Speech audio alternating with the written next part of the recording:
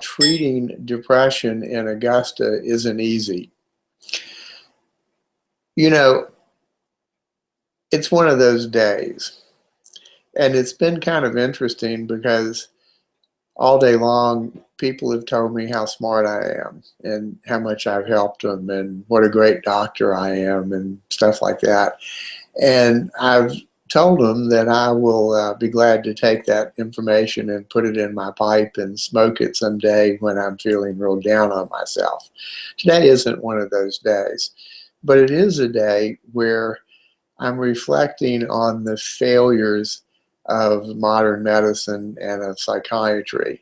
It's a day where I feel we as a profession sort of need to atone for our sins over many, many decades, many more decades than I've been around. Sometimes when I think back on medical school, I think there were really only three things that I learned. The first of the things that I learned was what a lot of people told me when I was in medical school. This wasn't any big secret there, at least the faculty understood it and wanted to convey it to the students.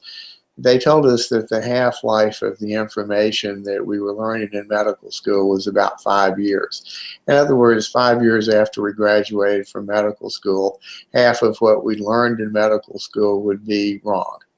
Of course, some things weren't wrong. Anatomy and such like that were pretty static, but a lot of the information had a half-life and was dated, and that certainly turned out to be the case. The second thing I learned in medical school was to listen to my patients. They might not know what was going on in the same sense that a doctor would, but they certainly had much more ability to tell me what was happening inside their own skin than I could possibly ever have. And they have taught me so much, and I want to be right now grateful for all that I've learned from patients over the decades of my practice. I don't remember a great deal about what I learned in medical school, and I'm not sure I learned everything I should have learned in medical school, but I know I learned to listen to my patients, and I know that patients themselves have taught me most of what I know and hopefully most of what I need to know.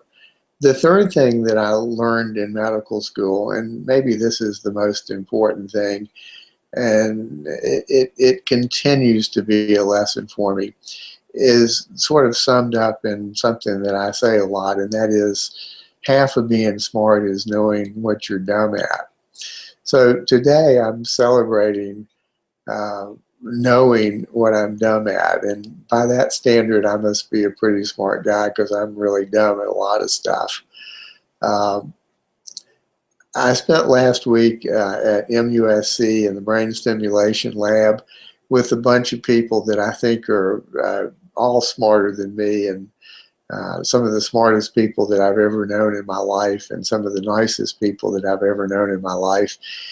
And I got the idea that they have the same notion, that half of being smart is knowing what you're dumb at, and that they're not anywhere near as smart as they'd like to be either.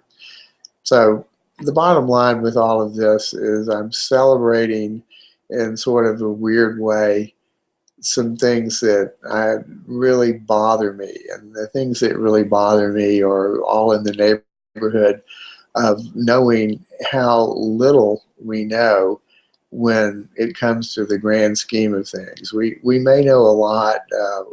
We may be pretty fancy at treating some of the psychiatric brain diseases.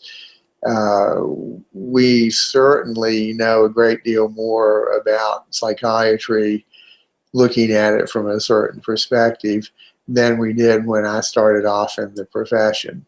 You know, I've been in practice since 1985, and I sort of hate to say this, but it's gotten a lot harder over the years. And I think part of that is because we've gotten a lot smarter, more sophisticated, and because we have learned far more about the limits of our knowledge, the limits of our understanding.